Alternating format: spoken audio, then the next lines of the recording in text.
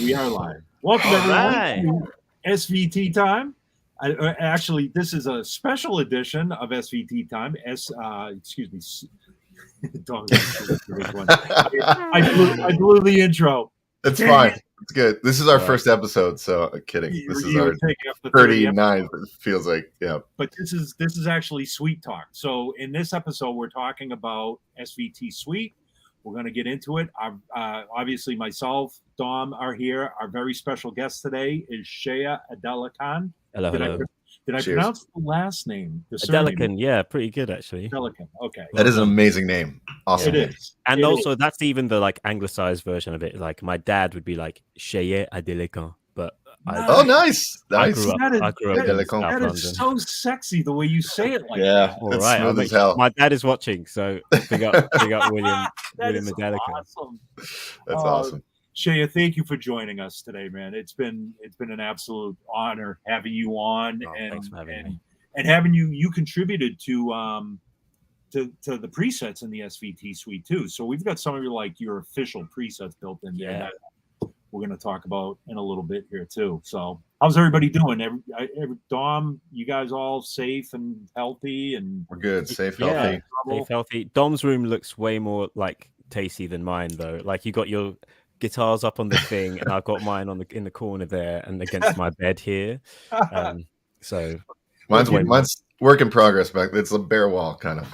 We'll get there. If you guys didn't notice earlier, I had to get up and shut off the light to my laundry room back here. So just, yeah, no one needs to see that. I'm gonna make sure my dryer buzzer doesn't go off. Love it. So I do have some speaking topics here, and so Seye, just real quick, I'm just looking at some of your background here. You were born in Nigeria. Yes, sir. But you've moved around quite a bit as a kid, I'm assuming. Yeah. So my dad, again, big up William Adelekan. He used to work in oil, so we moved around a bit. Like I was born in Nigeria there till I was 2, moved to Holland, was there till I was 6, moved back to Nigeria till I was 9 when I moved to England. And then I did my last 2 years of high school in Ecuador, South America. Wow. And then I moved back, yeah. So thankfully, I've had a pretty interesting. I got used to touring before I knew I was going to do it for a job. Yeah, right? Legit. I thought everybody I've always had a passport, and I just thought people had passports. Do you know what I mean? I thought it was like you get born, you get birth certificate, you get passport. That's been one of the biggest blessings of my upbringing. Besides getting sort of quite a lot of music from my household. But getting used to travel and seeing the benefit in being actually uncomfortable sometimes in different situations and learning how to adapt to being in new spaces and with different people has always been something I've had in my sort of suite of tools. Yeah. Do you feel like that kind of, you already talked about that prepping you a little bit for tours. Do you feel like you've had to coach other musicians at times or like keep people sane on the road a little bit? A little bit. I mean, some people say freak out when they just go to a different town as opposed to a different country, I mean, my goodness, touring in the States is like, it's 50, how many states are there?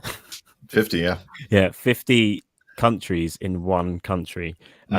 It can be so vast. So some people like I've met in the States just can't believe that I've been to X amount of countries, let alone just across my own country. Like I've circumnavigated England many a time on tour. But lots of people don't leave their own states. So yeah, that was like touring boot camp, and it's true. Not everybody has that. I thought that was the case when I was younger, but it really, really isn't the case. Right. Yeah. It's. I mean, let's face it. As musicians, we do kind of live somewhat of a gypsy lifestyle where we do move around, and some of us got exposed to it earlier than others. But that's like you said, you've been exposed to it your entire life. Yeah. I guess that being said too, like with COVID, was that throughout like all the lockdowns and everything? And I actually don't know the situation where you are currently, but was that hard for you to kind of be in one place for a long time? Or was it kind of refreshing? Well, it's a mixture of things because I wasn't on the road anyways, because I was sort of coming off the back of like rehab and living at my parents' place. So it was like, well, actually, finished rehab and then I moved to my parents' place. So I was kind of off. I'd been off road for like a good year plus, anyways, and wasn't really planning on doing anything until this year. So what COVID did was slowed down my reintegration back into normal life. Mm-hmm. But it definitely, for those of my peers who had been working in the time that I hadn't been, it was really stark. I mean, my brother Benga, who's in a band called Metronomy, they were just getting cooking on their world tour, you know, their album campaign, playing shows. I think they were in the States when it all like hit, and they just had to cancel everything, which has been moved to, so that was like the beginning of last year, and those shows aren't happening until the beginning of next year, which is just bananas. Yeah. But yeah, no, it was everywhere you were, man. It was just brutal. It was so hard. Thankfully, yeah, with Gorillaz, we did a few things. Like we had a live stream last year over Christmas, and this year we managed to do 3 Gorillaz shows, and Damon has been doing a bunch of stuff with his solo album project. So I've actually been a bit more fortunate than some. And in England, I mean, things are starting to open up a bit more now. But yeah, it's been hard, man. Yeah. Did you actually start out as a bass player, or what was your first instrument? Well, I'd say I was a singer first, and I still probably, I actually consider myself, I could probably use my voice the best out of all my instruments, just because there's the least distance between this and what I actually want to do. Like I don't need to, like, because my mum is a musician, and dad plays guitar, and so we were always, and I'm the youngest of 6 as well, so we had a lot of voices in the house, and we were singing and lots of Christian songs, because I grew up in a Christian household. We had like songbooks from church, so we'd be singing every day, pretty much every night as a family, 5-6 nights a week, sing and read the Bible. And everybody would be like break off into harmony and stuff, and I just learned that by ear. I didn't know what harmonies were, and then my mum would sometimes arrange parts for us to sing in church as a family, Von Trapp style. And she'd write it, actually it'd be written out, so or it'd be in the songbook, so I'd be following the line on the stave and stuff, and I'd realize that that's quite a bigger interval than that, so it's like, oh, I've got to jump up a bit higher. All of this was just, I didn't realize I was getting trained for the job that I'd end up doing, because it was just fun to me. So I was singing first, and obviously I was watching my dad play, but then I picked up flute first, actually, when I was in year 6 in England, which is like 7th grade or something like that. I don't know. I did it because all my mates in my school at the time went for guitar, and I wanted to be different, which was just no, I love it. But and then you realized it wasn't heavy enough, and you're like, I need heavier right. Just like I could have just gone for a heavier flute though, because there's some like monsters. But so I started doing that. But also there was again, my brother Benga started playing bass at home, and I just picked up his guitar. Would always be messing around on it. But then also my friends were starting like a band. Well, a few of my friends were starting bands, and I really wanted to be involved. So I also picked up the guitar. Asked my dad to get me one. I think my first one was an Ibanez SA 160 BK. Fun little monster. And yeah, so I started playing. I started singing flute, which also again, I was in the chamber choir like at school, and with flute it got me playing in ensembles, obviously. So I was in like the concert band, and in I grew up in a town called Bromley in southeast London. Big up, same school as David Bowie. Just okay, all right, just saying. And I was in the like Bromley concert band, and so I got a lot of stuff packed into my life. And also I was in the musicals, and loved acting, still do. So yeah, it was all kind of, it was kind of headed that way, even though I still didn't really think that it was a real job until I started doing it. Yeah. Yeah, that's amazing. You come from such a big musical family, and like you said, it's almost like you're being trained unconditionally versus, you know what I mean? It's just, it was being weaved into the fabric of what you do on a life, you know, for life with family and everything. I had a very interesting, I gave a masterclass at BIM, which is a music college here in London, the other day. And one of the students was asking if their classical training was a hindrance to them, you know, getting into like, you know, rock and roll, or whether it was a help. And I've always found that stuff as a help. But I think why she would have asked that question is because with a lot of, say, if you come from a family where it's full of classicists and you're going to become a classical like musician, that can often like terrify kids, and it can often I don't know, as a teenager, you kind of just rebel from things that you're told that you must do, even if it's something that you're good at. Whereas if you're just doing it because you sing at home, because your mates sing and your brother plays this and your dad and mum sing and your friends are guitarists and if you're just doing it because it's something that you like, you couldn't stop me from practicing playing the guitar and writing songs on it for like my band back then. You just couldn't stop me doing it. Like flute, again, because I started it kind of for the wrong reasons. That started to taper off, and I wasn't really rehearsing so much for it, but I was still doing so much music otherwise that it just sort of took over. I think it's a hard balance to strike, which my parents managed to do, thankfully, with all of us, is that, you know, teach your kids and impart them, like give them lessons for stuff, blah blah, but also leave it open to do it or not to do it.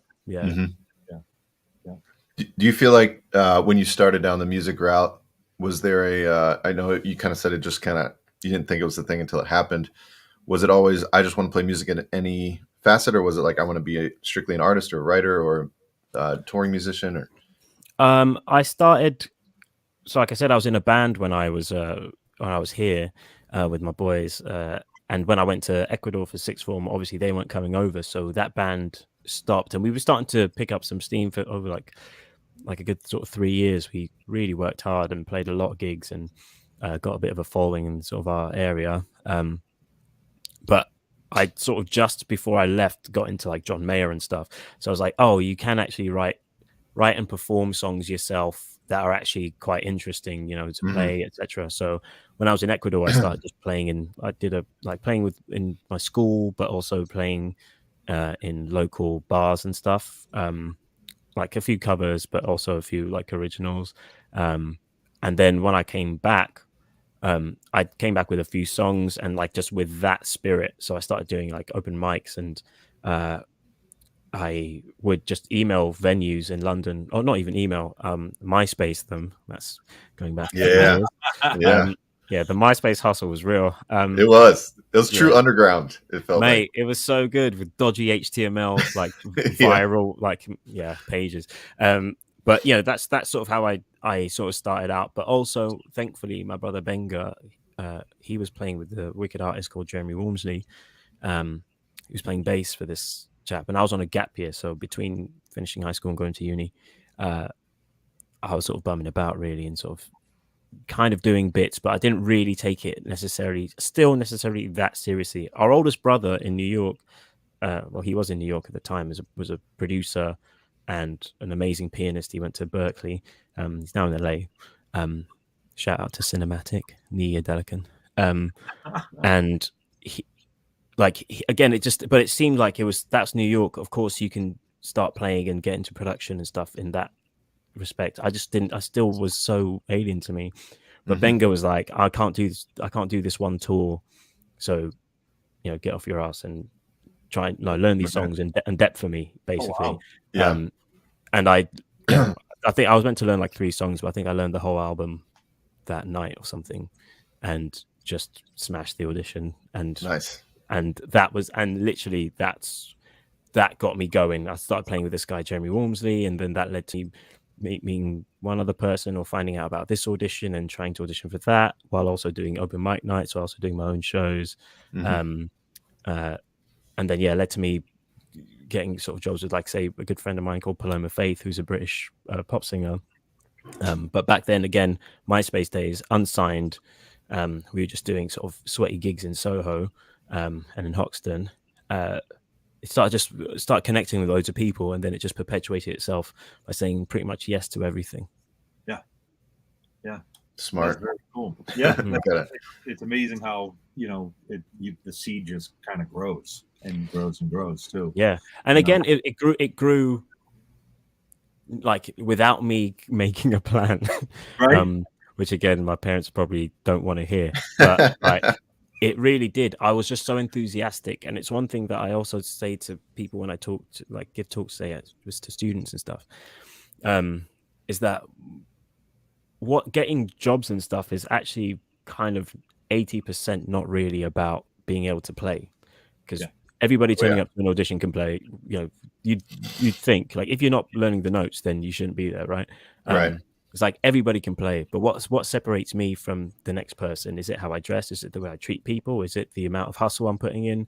Because I swear, like when I was 18, 19, 20, 21, I was doing so many different things, and like you couldn't stop me from working. And I think there's something to be said about that, and definitely something to be said about getting on with people. Because I was like, I want to be that person that people want to have a pint with, and eventually had way too many pints. But but there's something to be said about that. That actually the hustle with what we do, being a musician, you're not playing music all the time. There's other things about networking, about getting on MySpace or whatever it is, like DMing people to like try and find gigs or ask advice. That's one of the best things about Instagram. I found is the direct connection to people to talk about. Like I get so many wicked questions from people about how to start, or just asking what setup do you use, and like how do you do this or how do you do that? Like how do I invoice? I'm like, these are like great questions, and those are great questions. Yeah. And I hope schools are starting to teach this stuff a bit more, because again, you don't need to go to uni to learn how to play. Like if you have YouTube and a guitar and enthusiasm, you can be better than anybody with a degree. And that's not, I'm not poo-pooing a degree, right? Get a degree if you want one, and that's a great thing, getting knowledge off teachers, etc. But what I think kids will learn a lot from is like other people's experiences, and actually other people's mistakes. Yeah, totally. And I think that, like you're saying, in the modern world, and with a lot of focus being on self-employed or a lot of people are self-managed and don't have a third-party representative or anything. It's like a lot of that you do need to do yourself. And even in a modern production major or something like that, or performance major, they don't necessarily cover things like that. And like you touched on too with touring, it's like 10% of the touring is actually playing music, and then the rest is the hang. The rest is the hang, or the waiting, and then it's so natural because like you're waiting, and then you suddenly have to be the best night of somebody's life, right? Which is how I think about it. The best night of somebody's life, and then you get carted off to the next place to be the best night of that person's life, etc. Which, I mean, if you're doing it well, you're smashing the gigs. But one thing I realized after caning it too hard, like partying too hard, not looking after myself mentally or physically enough, on tour, is that no matter how good the gig is, like it doesn't matter if you're playing stadiums or if you're playing, like doing it, as we call it in England, a toilet tour, shit little bars. If you don't look after yourself, you just won't be able to keep it up. And thankfully, I got the help I needed, and thanks to a lot of great people. But there's way more to managing touring than just having a good time and just like putting on a great show, because you have to be good for those 2 hours. But most of the time isn't that. Yeah. Well, you mentioned too for auditioning that a lot of people can play, and you're like, is it what you wear or your hang? But I got to say, I've seen the Instagram outfits of the day and the different fits, and I think that's probably part of it for you, man. Oh, 100%. That's 100%. Like the moment I stepped into a room with Paloma Faith for the first time, like I think we probably locked eyes. Just like, yeah, you're a bit of me. That's great. Because you have to, like, making yourself sort of irreplaceable, I guess, is the thing. It's like, because I'm not the best player on the planet by any means whatsoever. All my mates are better players than I am, but I get the gigs that I get So it's like there must be something else other than just how dope you play, you know. So yeah, I think finding what you do well, that's not just playing. I mean, it could be like, do you make a banging cup of tea? Then, you know, get to, like, offer the people you're in a room with, like, make them a really good cup of tea. Mhm. You know, are you? I mean, I don't know. There's just not. Are you funny? I don't know. Maybe lean into that. Like, do you wear something pretty cool? Obviously, within. Don't turn it into, like, I don't know, an audition for a stage show. Yeah. But it's like, work on not just being good at playing, like being on time, being helpful, being kind, remembering people's names, you know, eye contact, these sorts of things. Yeah, Just really Speaking of being irreplaceable, did your brother ever? So you would just got that gig then from then on out. Like, did he ever? I robbed it. I stole it off him for a while. But he That's eventually got awesome. it back. He got it back. That's awesome. Love you, Bingo. No, I was just gonna say, you know, just like the point you were pointing out, it's like just bring a positive energy to anything you do. And Yeah. Mhm.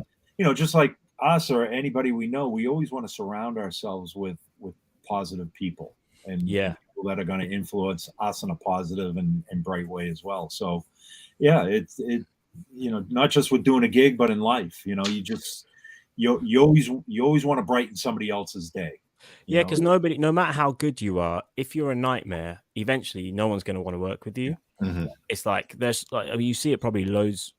It's probably more obvious in acting, like in sort of Hollywood movies. Like, lots of people, like, say, like Bruce Willis, for example, who hasn't had like a major film for years. It's like, because he's a nightmare to work with. So I hear, apparently, allegedly, blah blah blah.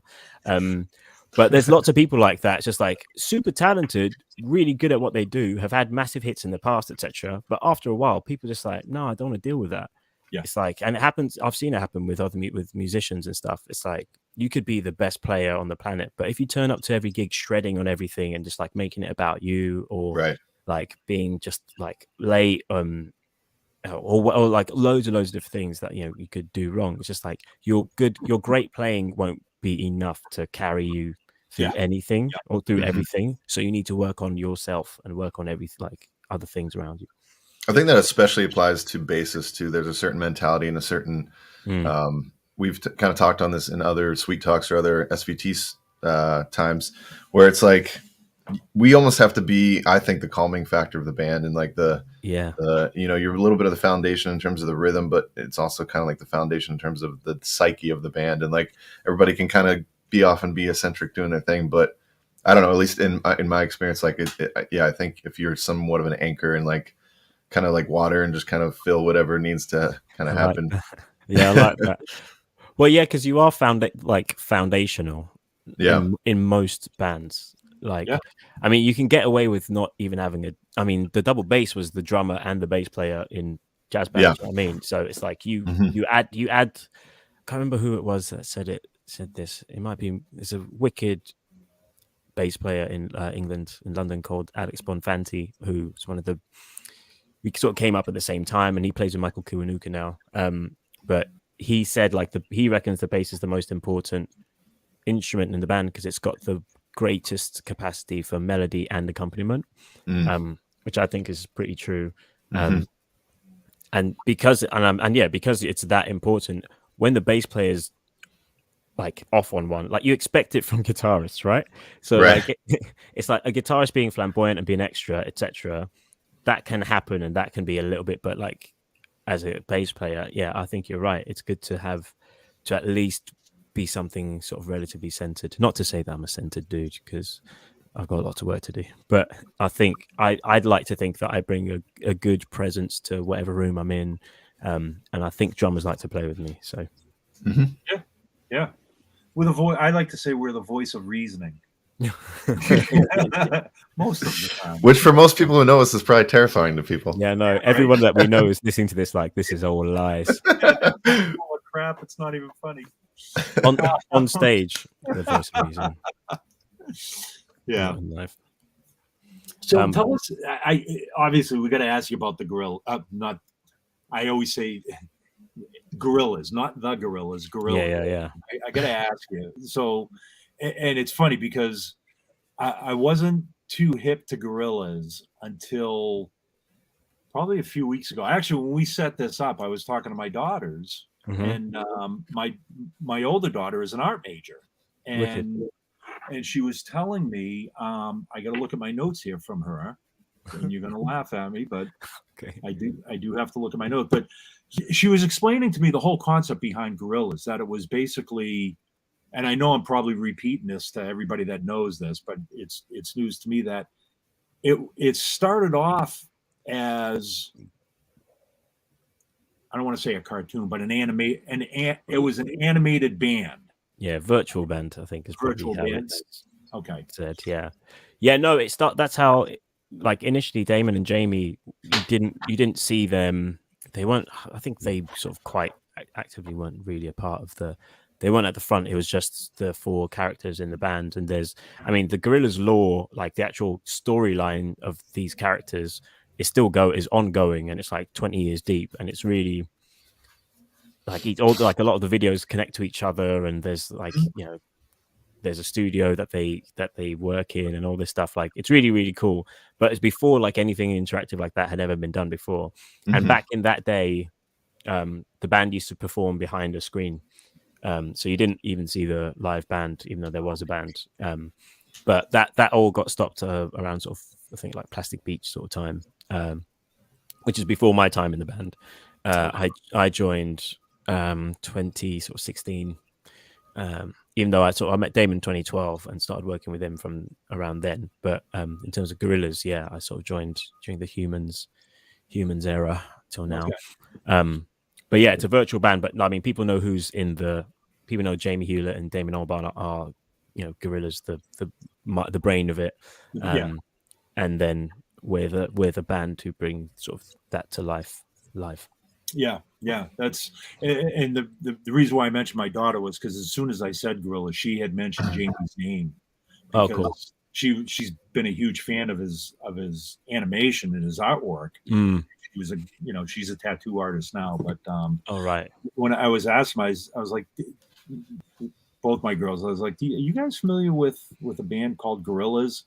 And like I said, my older daughter, she perked right up. She was, oh my gosh! I said, well, I'm talking with their bass player next week, or it was in a couple of weeks. So nice. So you've been with Gorillaz since 2016? About then, 2016, 17. Okay. But working with Damon, met him on this project he does called Africa Express, which he gets. I'm not sure if he's still doing it actually, but getting Western musicians and African musicians together to do all sorts of different projects, like make an album or do some gigs, whatever. There was one in 2012 to do with the Olympics, or around the time of the Olympics, and we chartered a train and went around the UK, just playing loads of shows around the country, and I met him on that, and that's when he sort of noticed I could play, and he invited me to make a record with them, and then he was doing his solo album at the time called Everyday Robots, and invited me to be in the band for that. And after sort of touring that for a couple of years, he was like, oh, we're doing another Gorillaz record, would you like to be involved? And the answer is yes. So that's how I started working with them, which is like also one thing which I suppose I should also ties into SVT Suite in a kind of long way. One of the great things that I've discovered, or just I know about working with Damon, is that again he's a master of not being a technician, because he barely plays the guitar and the bass. Do you know what I mean? But all his bass lines are sick, and like so good. All his parts are dope. So it's like I've just been like, how is that? And we often, especially actually, bass players can often be victims of this, because we have less strings. We're not the lead guitarist, something like that. Seem to need to just have chops for days just to show that we can play too. And just like the thumb comes out, and then it's like like the strings start like going higher, lower, etc. But Damon will write anything better than most of us can ever write with one string and like a thumb. Do you know what I mean? Yeah. And one thing I've just tried to keep that approach. Like I sometimes go for it, like to play a bunch of, chuck in a few licks and stuff like that. But invariably, it's actually taking what Damon's written and making it my own and keeping that spirit and keeping things simple. In the same way, I was trying to think of like when you asked me to do presets for the SVT suite, which is a massive honor, by the way. I was just like, what could I do? Because I'm not like necessarily that knowledgeable with like frequencies and all this stuff. I'm just like, what could I do that's just simple and good? Like, so like two of my presets, like the solid 1 and the solid 2, are just about giving you something sort of thick and slightly mean, but like that you can, if you're playing it with your thumb, because we do quite a lot of dubby things with Gorillaz. If I'm playing that with my thumb and my this is my Eastwood. Love that bass, man. Love that bass. Yeah, it's my Eastwood Classic 4. That is cool. And it's got flat wounds on it, and I wanted something that would suit flat wounds, but also, I mean, it sounds they sound really good with round wounds. Should I play a little bit? Yeah, I was gonna say, dig in. Yeah, throw up the old thingy. Yeah, I'm calling up your. Yeah. There we go. Okay. Yeah, we can hear that. Hear that? Yeah. Yeah. Yep. Yeah, like we have like a song like El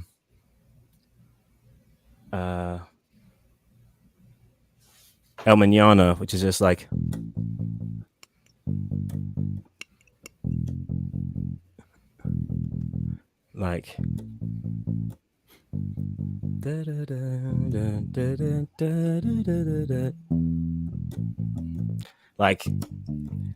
it's just thick and juicy and just does that. And again, like one of my favorites to play is Last Living Souls.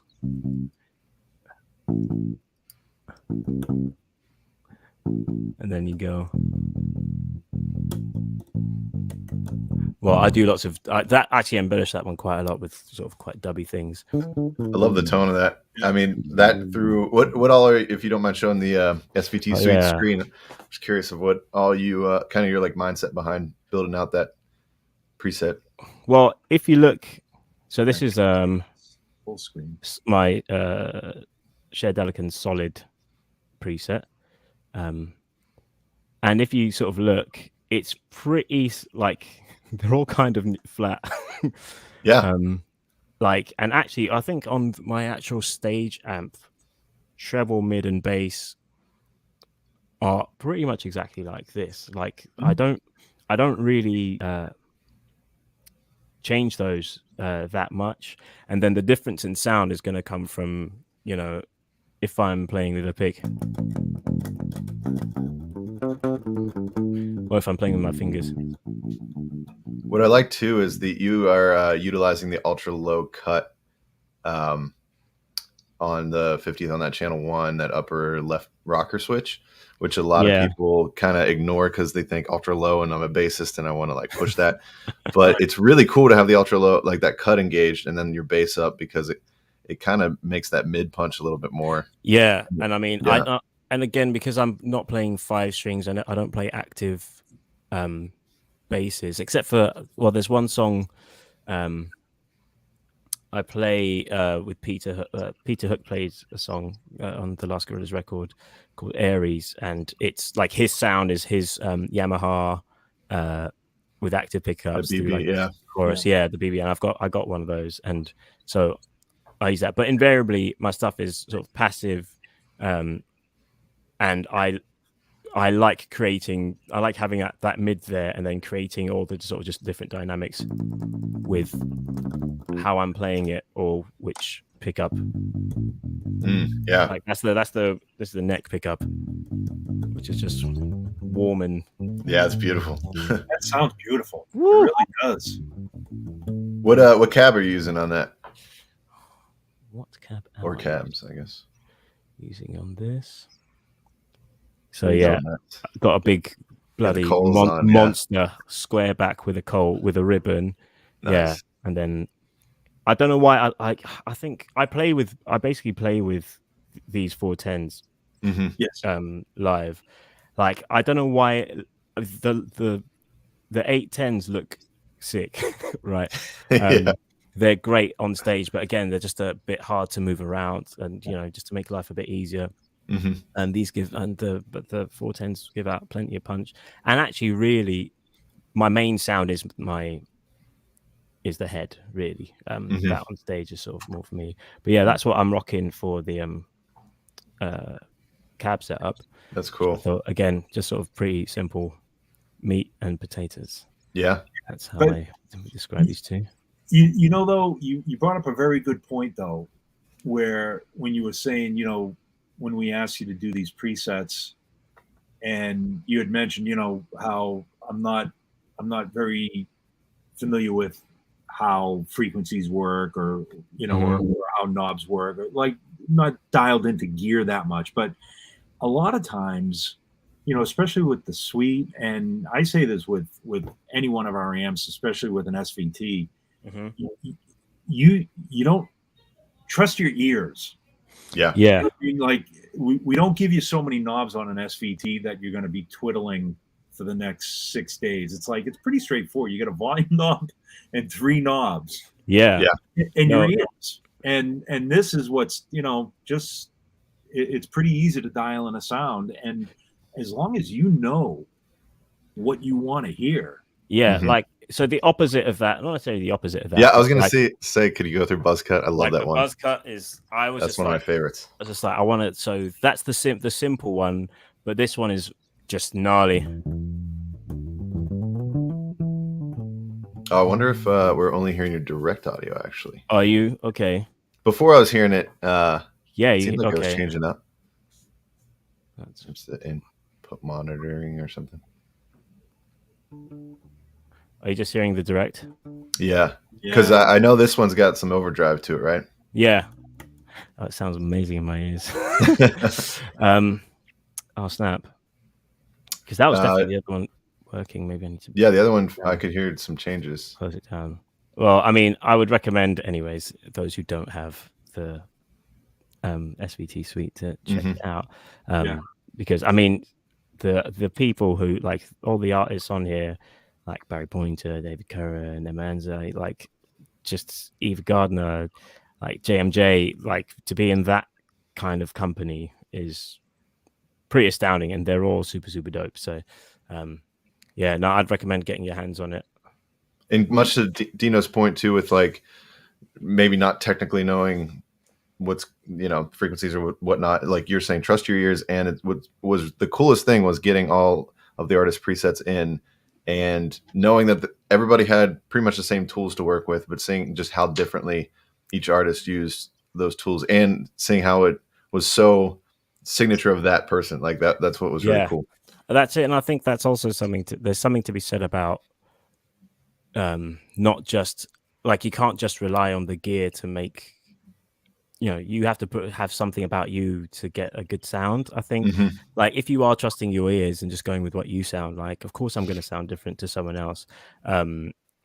Like I would like to think anyways that, and I've had thankfully a lot of feedback from gigs and stuff, and people are really quite happy with what they hear. But yeah, I try to keep it pretty simple. And I think those presets are quite accessible. And can sort of give you something quite fun, I think. Yeah, I totally agree. No, when I first got them, I was digging into them. And what's cool is like you playing it with your setup and your playing, like you're saying, is so different than, me pulling up with a P bass and going through like that buzz cut setting. I was like doing some cool aggressive stuff. Highly recommend it. Yeah. But no, it's cool. And again, like different, not like almost my favorite players don't play anything like what I do, like Pino Palladino, P bass guy. And Macca plays this oftener. Two of my faves. But we all have 4 strings, the same notes. And somehow there's like night and day between different players. My brother Benga just got a 5-string for the first time, and I've tried to mess with 5 strings, but I've just never been able to get my head around it really, because learning from punk rockers and stuff is like it just seemed a bit alien. But you know, I'm also not against trying some new stuff and like trying a new bit of gear. Like you have to stay open-minded and keep learning, I would say. Speaking of gear, do you mind showing off some of your other basses? I want to see what else you got. What I have here, so yeah, I've got that one, and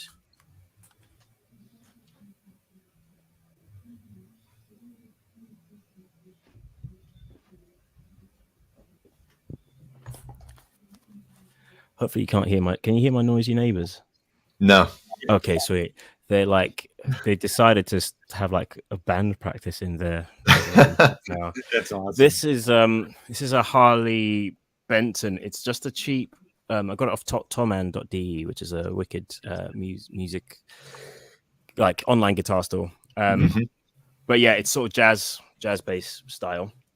And it's super cheap. It's like 200 quid or something like that. Oh wow. Maybe even less than that. But it's one of the best studio basses I've ever sort of heard. Nice. I play it on lots of stuff, and it's just super good, quite heavy. And yeah, I don't use this live, but it's the sort of thing that just to tinker around in the studio. Like I've recommended it to like 3 different producers, and each one of them has like been like, dude, I can't believe this is like under £200. Looks like I'm gonna look that one up too. Yeah, no, yeah, like it's looks very Marcus Miller. Harley Benton VT, the VT series. Yeah, it is it's literally that's the vibe. And yeah, it's got relatively thin neck. It's quite easy to play, so I'd highly recommend these. I'm trying to think if I have anything else here. Well, I've got a couple guitars here. I've got a Gretsch and like cheeky little Squire. But I think the rest of my basses are with the rest of our gear.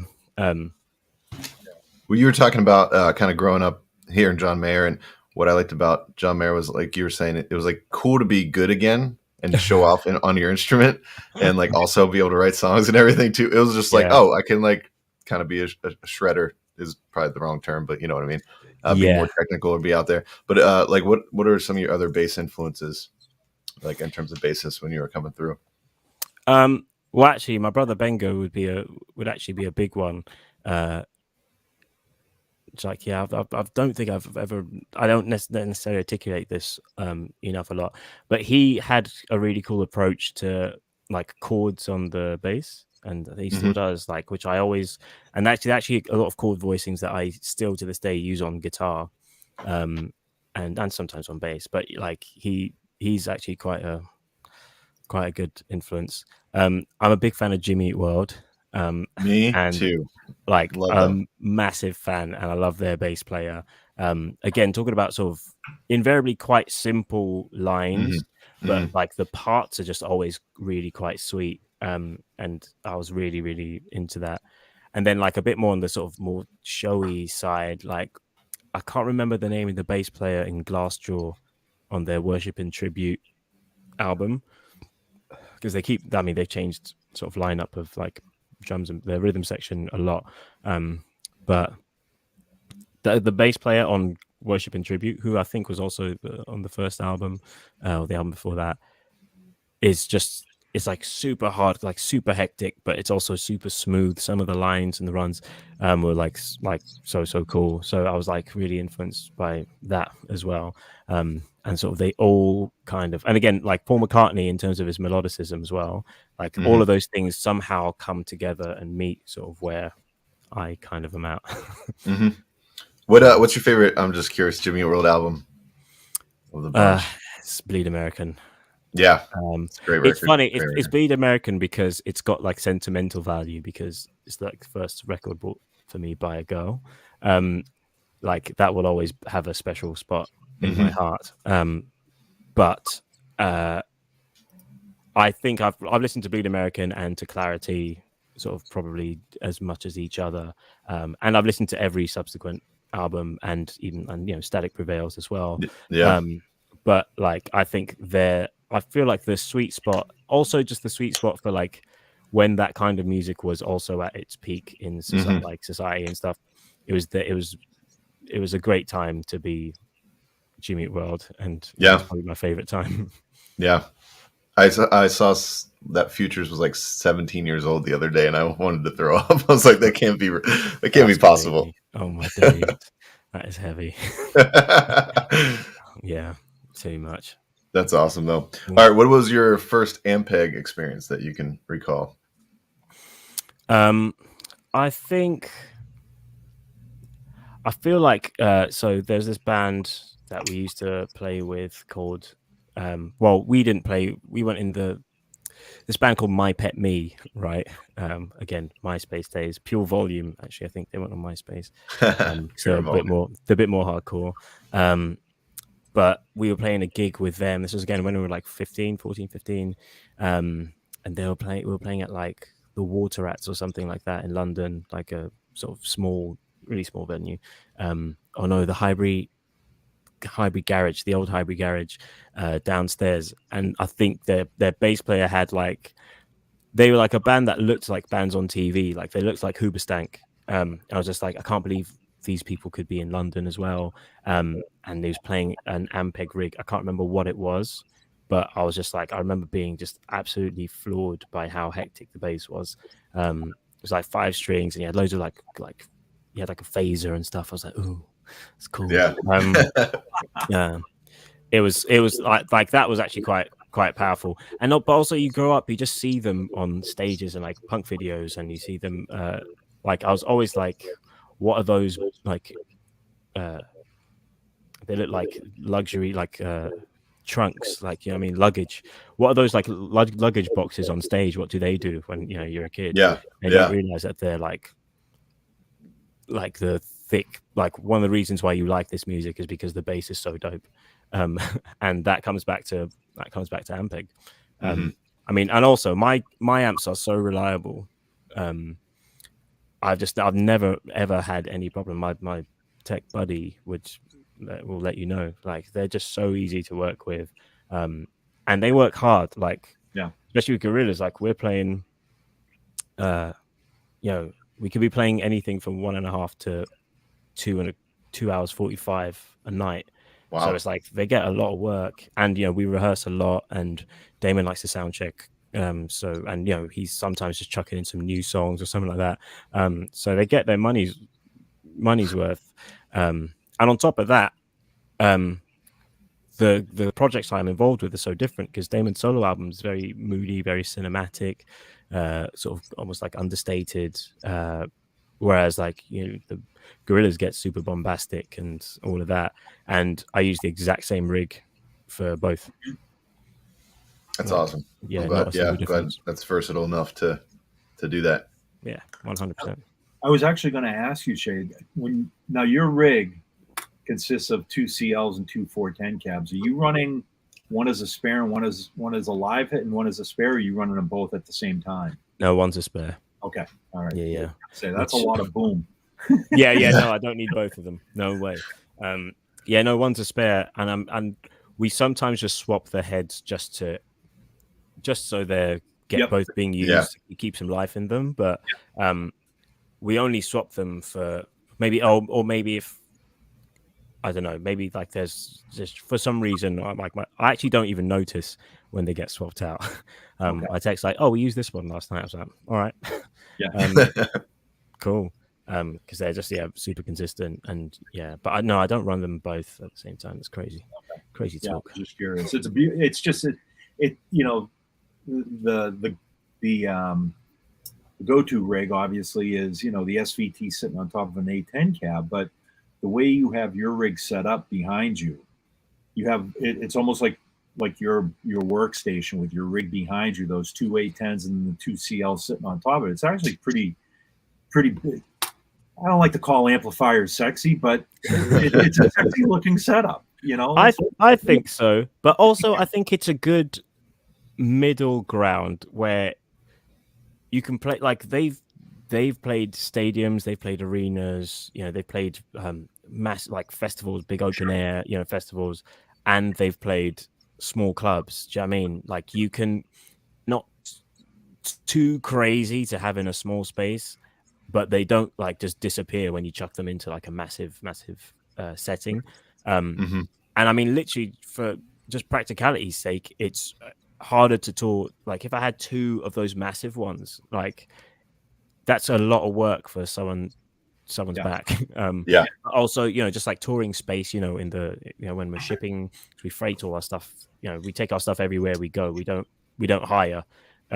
So I'm playing my cabs and my amps wherever we are.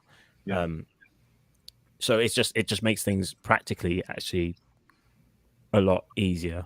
And I just don't need anything bigger than that because they're plenty big enough. Yeah. Sonically. Cool. You just recently did a show. I'm trying to remember what. At the Globe Theatre. Thank you. Yeah. That was cool. Yeah. So for those who don't know, the Globe Theatre is the site where Shakespeare's original Globe. This isn't the original Globe. It's been rebuilt. It burned down, I believe. But yeah, it got rebuilt. And it's a venue that's normally used for actual theatres, like where that you put on lots of Shakespeare plays. So it's like it's in the round. It's kind of in the round, and it's an open top. Even though it's a small, kind of smallish venue. I don't know what the capacity is. Maybe 1,000, maybe 2.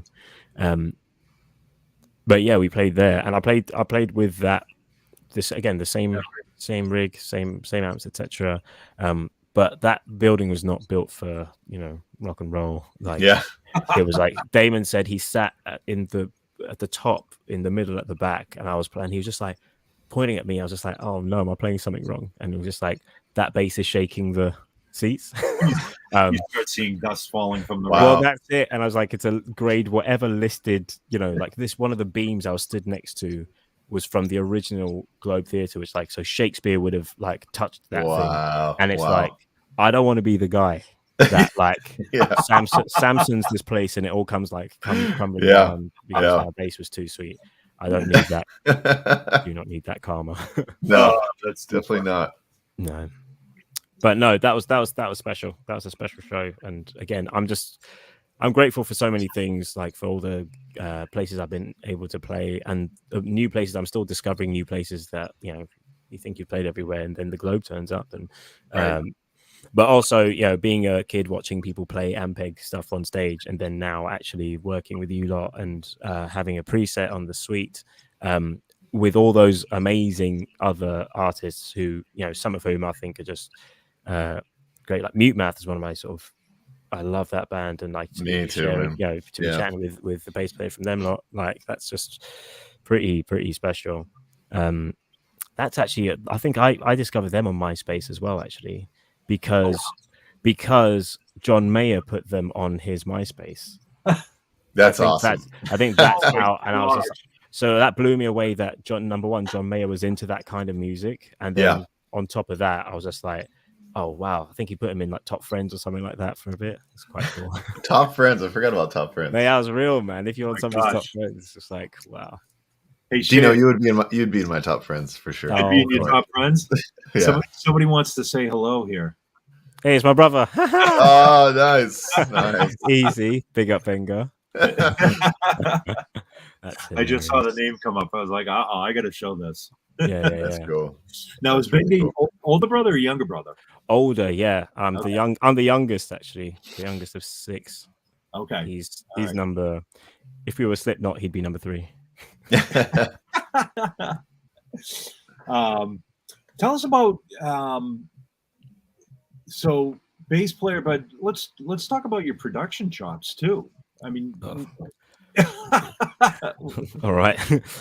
Well, do you know what? So honestly, I only started really producing things actually hands-on in Logic, for example, last year. So one thing that the pandemic, even though I've produced records before and have always co-produced, say, anything that I've done, but it was always side by side with someone, or it was like in a studio, being like telling the engineer, "Oh, do this, let's do that, let's try this, let's try that," or the artist, So I never really, I always felt a little bit because most of my friends can produce to some degree, or they are producers, so they're like actual black belts. And I always felt just a little bit lame, like, oh, I've written this song, I've got to call up one of my friends to record it.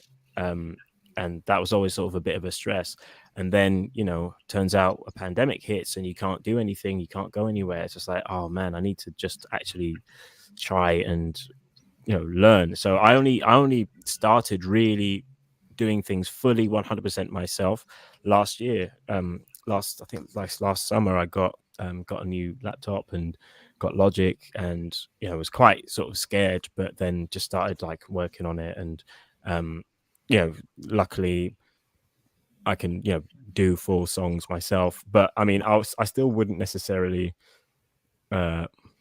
I'd still go to friends for help, and I still love to work with other people, and I'm good enough to definitely demo stuff or get all the right parts in to make somebody sort of sound better. But I do enjoy it, and it makes me feel a little bit more involved than like sitting with an artist but having to have like an engineer there to make what's going on in my head happen. I could work with someone and they can just be in the room with me and we can sort of get things done. Or I can as what I've also done, like probably like some of you guys or a lot of the people who are watching know, during the lockdown, during the pandemic, you couldn't go anywhere to do bass sessions, so it was getting stuff sent over and you play over it and you send it back, which I think was actually probably a godsend for a lot of people. Like I know, so Benga, he's doing a lot of work on Fiverr. I think he still is. Oh, cool. Which is it's a app / website where you can hire people for doing lots of different things. So it's like, I've got these songs, I need a bass player. I'd recommend it to people actually, because you can get some work out of it. So that's cool. Yeah, I think what is it? Sound Better is another one through Spotify. Okay, is it? Platform for that. Yeah. I don't know that one. And it's you can connect with producers, musicians, graphic designers, stuff like that. Oh, cool. All right. Cool. It's like the LinkedIn for all of musicians. Yeah. What about like, if you don't mind, like sharing like personal life on tour? Is there something that you try to do in each city? Like, do you have any kind of like tour routine? No, again, because I'm quite recently sort of clean and sober. So like my routine was just get battered. Yeah. I would pretty much just go to wherever I would go to, and I'd have a good time. And I wasn't necessarily, I wasn't a bother. Like I wasn't a train wreck sort of partier. Do you know what I mean? You always wanted to party with me, right? But I actually didn't spend as much time as I should have done, actually. And which is one thing I'd say to anybody who's sort of starting out. It's like really, really try and drink in the no pun intended, drink in the places that you're at. Find some time to go for walks and to check out the local art scene and check out local bands, or meet up with fans who can take you to good restaurants and stuff. I did a bit of that, but it's definitely something that I will, with all the new time that I'm going to gain from not being just hungover all the time, is that I'm going to be doing more things like that and trying to exercise. I exercise now, which is good. But those are the things that you don't really hear about. Like filling your time when on the road is actually something that you should probably try and think about in the same way that you think about your tour itinerary. It's just like you'll hopefully know what you're doing well in advance of actually hitting the road. So you'd be like, oh, well, we got a day off here. Just have a quick Google of what's going on in that town. Ask somebody who's been there before. And there's just countless ways of filling up your time when you're on the road. Because it's such a privilege. Even if you get like, I've enjoyed every tour that I've ever done, from the ones in the back of a car, like literally the back of a tiny little car with like 5 people in a 4-seater, like from those ones to, really nice tour buses and really nice hotels with like something like Gorillaz, like I've enjoyed every single one, because it's an absolute ridiculous privilege. I can't believe they give you money to do it. And it's like, right? it's still, if you're lucky enough to be doing this, then you should sort of give it the respect it sort of deserves, and don't don't waste it, because you know, you, even though you may not know it, but you know lots of people who are really jealous of you. Yeah, Like most of the people you know probably want your job, so try and make the most of it. And be irreplaceable. And be irreplaceable, man. Because you are. That's the thing. A lot of people actually probably spend a lot of time trying to be like this other person or play like this other person, whereas like actually the best thing you got going for yourself is you.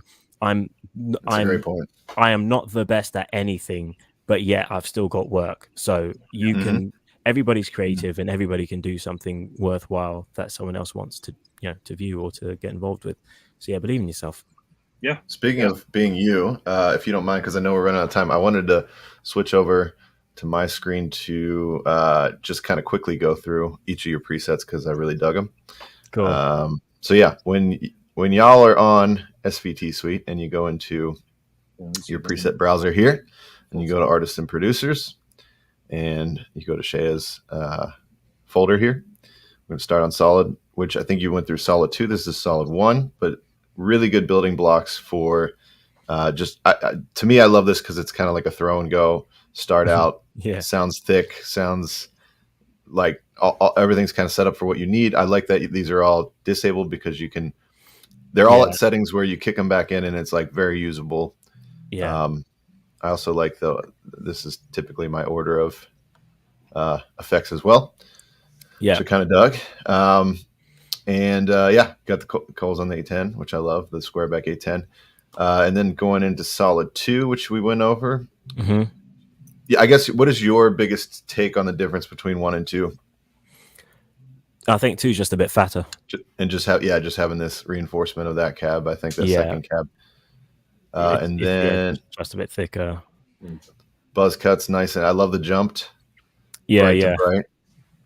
And then I think Scrambler and I wanted that edgy. It's pretty. It's strong stuff. Yeah, look at that drive. I love it. Yeah, octave vibes. Like it's sort of what's his chops from a Muse bass player, sort of on his his sort of dirty end of his stuff. Yeah. This is what I love because this is just so cool. These little 210s, they have that punch, man. Yeah. Small cabs like pushed. Like I had one of those 100-watt, like the micro amps. Yeah. I had one of those and like I couldn't believe the sound that came out of those things. So I just wanted to do something quite fun with that and just to put like the biggest sound I could get out of the smallest cabs and just get that attitude. Yeah, those 210s have a really good punch. So do these, like the 610s got a really nice punch to it. Ooh, wow, just that's a mix. Trying to find some other cabs that people can dig into. Also, if people are big IR fans, you can just dig into a bunch of different impulse responses and load those up just the same. And then Gothica, which is a pure sort of chorus 80s.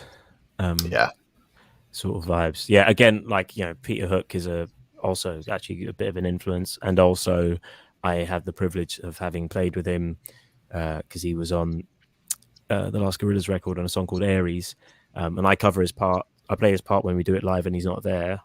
But he also has performed with us a few times, and it's kind of inspired by him. And I do like an 80s. Every Saturday afternoon, I do a radio show on. It's an internet radio show called Boogaloo Radio is the name of it. And every Saturday, 4 to 6 p.m. in the UK, I just do 2 hours of 80s tunes. So I was just like, I have to represent that sort of Cure bass sound. Sure. Love that. Peter Hooky vibe. Yeah, I had to do that. Yeah, and like these two in conjunction with each other are great. Going through that too. Yeah, it's kind of nice because it's like different from pushing the all tube amps. This is like the 4 Pro is a little cleaner, but then having this through the 4 Pro is totally different than this through any of the other 2 tube amps. Yeah, I realized that was it kind of needed to be that sort of solid statey, have that presence to it, and I really liked it with that. Yeah, nice. 610-50. Yeah, this is something that I would love live, but would never want to transport. Carry. But no way. But it's just one thing I recommend to everybody, is that you can just play around. I didn't realize how customizable everything is. Like you can really just mess around with every sort of facet of the sound and mic placement and cab size and mix your cabs and all of this madness. And it's like, oh damn, like I actually can get any kind of sound I possibly could want out of this. And it's just, yeah, I'm a kid in the playground, really. That's how I feel about these room mics too. Yeah, that's cool. I feel like producers never let us have this. It's great. Right? That is actually true. Like, I feel like we finally got a bass sort of plugin that gives you as much respect to the bass as people give to like guitar modelers and all that stuff. Like, because it's literally the only one I've ever sort of used with this kind of customizability. And like, yeah, the room mic exactly. It's the sort of thing that, you know, with drum presets and stuff like that, of course you're gonna have a room mic. You know, you're gonna have a room mic with all these other things. But yeah, give it to us bass players. Right. Yeah, let's have a little fun with that. I was curious if you used the DI in any of these. There you go. Yeah, a little saturation on that too. That's pretty awesome. Yeah, this is another cool little extra that we wanted in there. This is our most requested. By the way, if you have any ideas on either the plugin or any of our hardware or anything, you can go to, I think it's ampeg.ideascale.com and or just Google Ampeg Idea Scale. And this was our most requested, like bring back the OG SVT DI. Nice. So we at least wanted to throw it in here as an added tool for people. And add the little saturation knob. So yeah, I love these presets, man. Thank you. No, thank you. No, thank you very much. Seriously, it's kind of a dream. Yeah, I feel quite like my 16-year-old self just doesn't get what's going on. That's awesome. Yeah, it's pretty wild.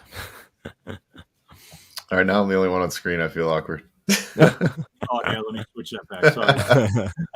It's all good. Everyone's like, wait, why did I come to this sweet talk? Because I had your screen soloed.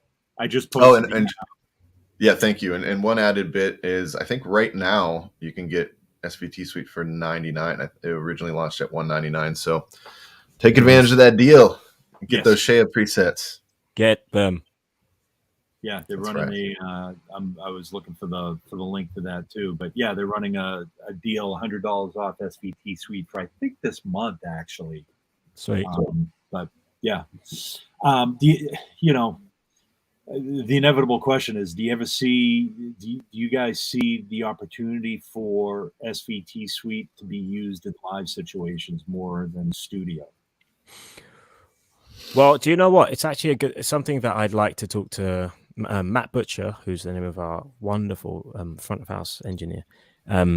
He's also part of my sound as well, because he's just a sonic genius, and he does a lot of processing and things like that out front as well. So we work in conjunction with each other sometimes, because there's just some effects that I don't particularly care for putting in front of the amp, or I just think would sound some octavers sound better as like with my DI signal and just what Matt's got on his thing. Right. And some things sound better like when you mess with them yourself. So we do work in conjunction with that. So actually it's the sort of question that, because again, we haven't had a tour yet. So we haven't really broken down what we haven't really had as much time and freedom with COVID restrictions, etc., to experiment as much as we'd like to. But I definitely will recommend that he gets my SVT rig in our front of house as well. So we can now like mess around with blending those as well, which that would be really, really fun. Because of course that's another application for this, isn't it? Like you can use it. Like I could have extra cabs and stuff. Do you know what I mean? Like those cabs that I was talking about that I didn't want to lug around. So I might as well lug it around now, because it can fit on a computer. Yeah. That's as long as your computer speed and your processing speed is fast enough, and there's I've been playing with it for a while now. There's virtually no latency at all. Right. Very little, like noticeable latency. So yeah, it's more on your interface or DAW, but for fly dates or like your fly rig or your, TV performance rig or whatever, it's like, yeah, why haul everything when it's right there? Yeah, and that's definitely something, say, for if you're starting out, and when you're doing smaller shows, etc. It's just like have a good laptop, etc., and you can have a pretty solid rig without having to break your back. Yeah. Cool. No, I know we kind of went overtime here a little bit too, but that's all right. For parting thoughts, Seye, what advice would you give to a 15-year-old you just starting to come into the business or wanting to get into the business? Well, there's one thing I kind of wish I was. A few things actually. I don't know. Keep playing for the right reasons, because I think you can get really caught up, especially if things start going well. You can get into playing because it gives you opportunities to just party and to hang out and do all that stuff. And it's like, that's not why I started playing music. I started playing music because I just loved it, and I just did it naturally, and I loved the people I was around. But as soon as you start getting paid to do something, it comes with all sorts of different things. So I'd tell my younger self to keep my eye on the prize and sort of, but also learn how to sort of sort your money out. I would definitely recommend you get some sort of financial advice, and also try and be as honest as you can, because if you spend your time just trying to play music that you don't like it's going to eventually, even music you don't like but it pays really well, it's like that's just not going to work for ever. You've got to try and find some way of playing music that you actually love and actually like, whether it's your solo music, whether it's working with an artist, etc. Because there's just nothing worse than sort of spending all your energy and pouring all your ability and love into something that actually doesn't really sort of feed you or nourish you in any way. Find what really, really makes you tick and actually try that. Good advice. It's great advice. Because we've all been there. Yeah, exactly. Exactly. All been there. Well, guys, I cannot thank you enough, Seye. I cannot thank you enough for your time. Please come back and visit us again. You're always welcome here. Yeah, 100%. It'd be nice to hopefully one day we'll actually be in the same room together. That'd be awesome. Yeah, that would be nice at some point, right? Oh yeah. When we're on tour in the States, 100%. Or when Dino and I are out there, Dino and I should do a travel version of this eventually. Oh yeah, like the traveling pod. Exactly. What we're really trying to do, yes, we love Ampeg, yes, we love bass, whatever, but what we really want to do is turn this into a food traveling show. Oh yeah, with the Greek and Italian guy, that's our real bread and butter. We'll talk about bass too, but it'd be like, oh my god, that is definitely a great idea. I can see so how does this pasta make you feel about bass? Exactly. There's a way that you can finesse that, I'm sure. Maybe get picked up by the Food Network too. Yeah. Yeah. Wow. Or MTV need new content. Right. Yeah. Is MTV even still a thing?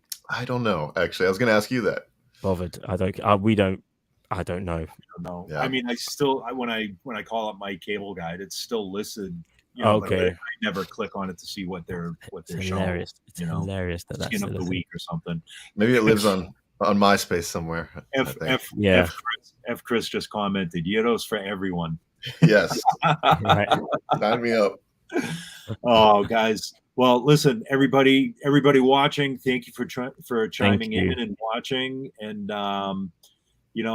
we love doing these things. This is it's in light of everything that's been going on in the last 18 months or 2 years going on now, it kind of allows us to have some sort of semblance and connect with people and talk and see how people are doing and get their thoughts like we just did with you today, Seye. So thank you for sharing your time with us.